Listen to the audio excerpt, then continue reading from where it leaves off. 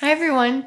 I'm here with part 1 out of 2 of Poetry 101, a video lecture that I've written to help you understand poetry and perhaps feel better about going about writing it.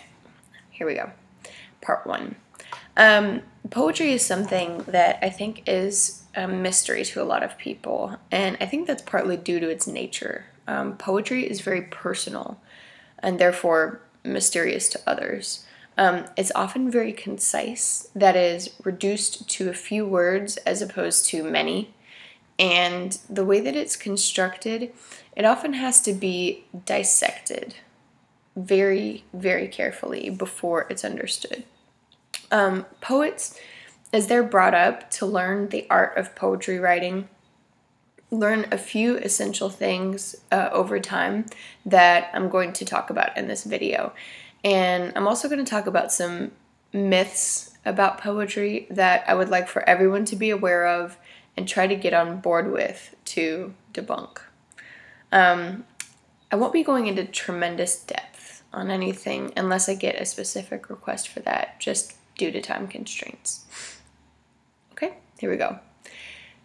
To start talking about the essentials, I think it's helpful to talk about what poetry is not. It's not fiction, obviously.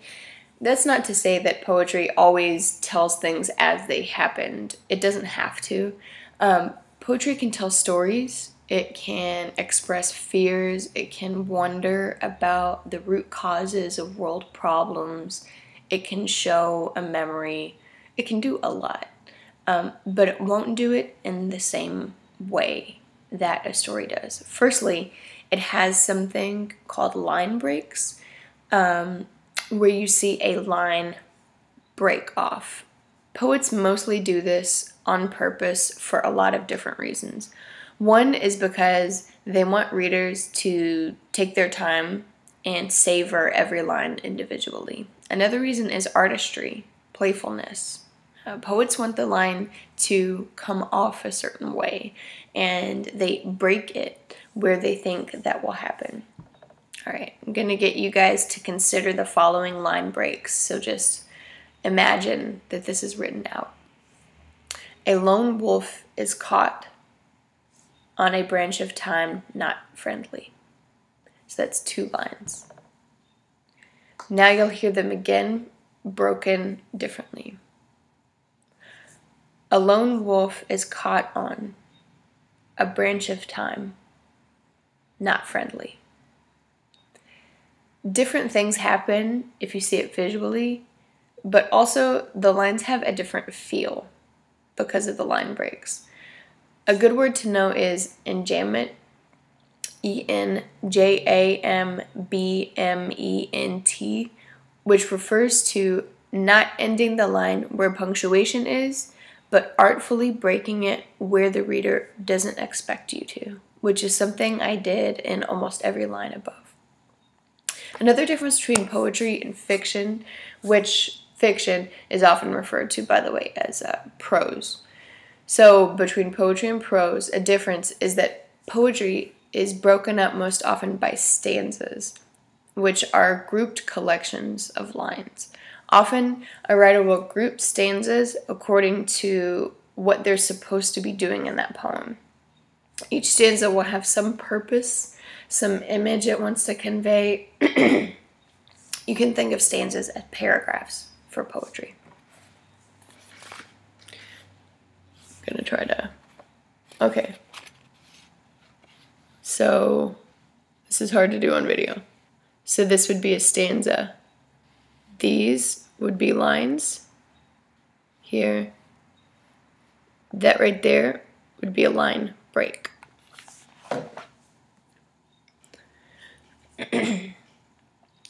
Perhaps the most important difference between poetry and prose is that poetry puts very special emphasis on using something called economy of language. This is not too easy to explain, but I'll try. Economy of language is basically the attempt to cut out language that's just connective tissue. with fiction and nonfiction writing, for example, complete sentences are required, and the sentences have to make total sense.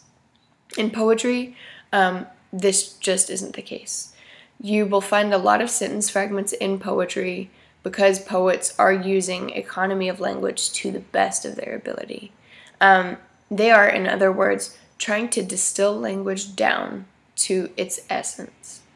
That, I think, is what poetry is meant to do. That's what makes it very special, very specific, very detailed, very difficult language that captures an idea or feeling without using a bunch of words to do it.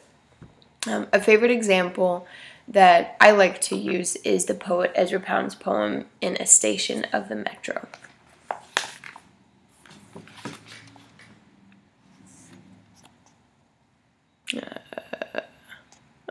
Right there.